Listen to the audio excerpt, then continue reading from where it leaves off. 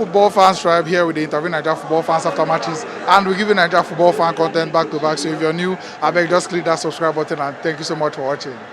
Well, actually, it's so embarrassing somehow. But if you ask me so far, I don't see any feels about it actually, because when you check the team, this is a new manager that just came into the team, and right now I hear people talk about sign players, sign players. No, this is a business actually.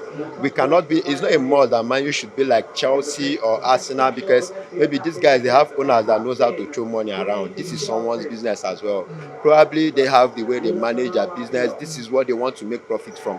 So you don't expect Man U to just start buying players. Now, what I expect this man is doing is he builds this player standard, then use them, sell them in the long run, and still use them to build the kind of team he wants. So what the team, the club needs is money, actually, sincerely, if we check this. And that was why they went for the coach. So for me, what is my confidence is they gave me my dream coach first. Ten Hag had been a man I've always wanted, even right from the onset. Even while I watched him in Ajax, I've liked him. Now, for the game, 4-0, to me, that game is a kind of, it has to do with tactical errors as well. And that is as a result of condition.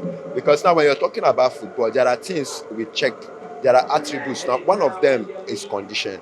And I guess that was what also affected this game today. So somehow, then secondly, I also passed the ball on De Gea. Somehow, why would I say that? I could remember when De Gea came to Man U newly, he had these eye issues that he was hiding somehow. Now, such a person, yes, I read he underwent surgery to correct it. Now, this kind of person is being exposed to this kind of condition. Probably stuff like this will come up. One. Then two, you get a player like Eriksen where they boo him. Believe you me, excuse me, we are not on the pitch. You know, when over how many thousand people are booing you, I believe it will cause self-esteem. So the first goal, I would blame condition, and also, though it's not merely a complete excuse, I would blame the condition and also the keeper. Because believe you me, if the sun was disturbing you, that should be something you should think of instead of just trying to leave it that way.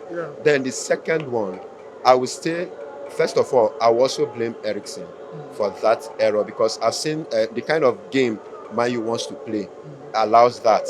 I've seen teams like Man City, I've seen teams like Liverpool, they do this kind of passes, and you see the defender or the midfielder, they Coming out victorious, they manage the game very well. But now, where he was being booed, you would expect things like this. He played like he was naive or something. I didn't expect that from a kind of player is standard. And now that alone now can even impair the guy as well, even making his esteem to be very low. Now, in a team like this, they are losing 2-0 just under how many minutes, and they are at away.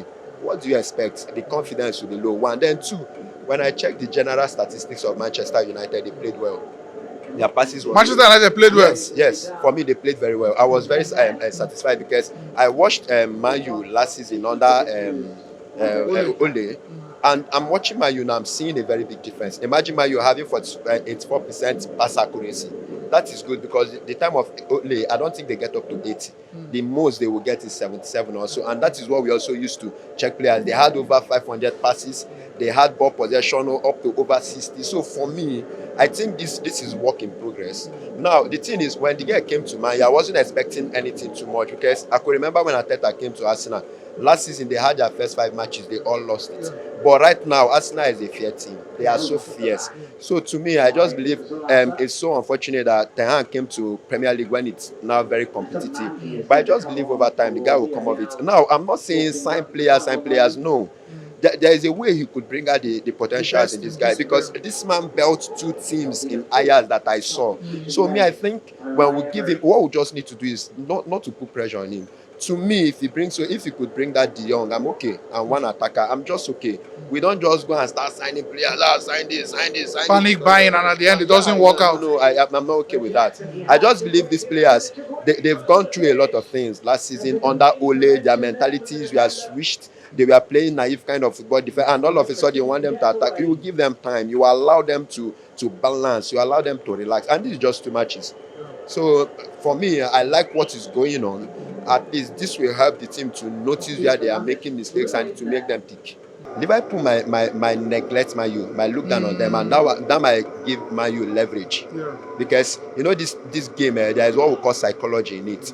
the sentiment, the conscience, everything, it all plays. And it's a derby as well. Yes, it's a derby, and this Liverpool game, these guys, they are rivals from inception, so it's not a game they will just joke with. Now today, I will take excuse for the errors. Nobody knows, because if you check today's game, you will see the tactical error. It was so clear. If not those errors, I don't think Brentford could have had anything against Man U. In fact, at most, I would have been seeing at most draw. All right, Chima, nice one.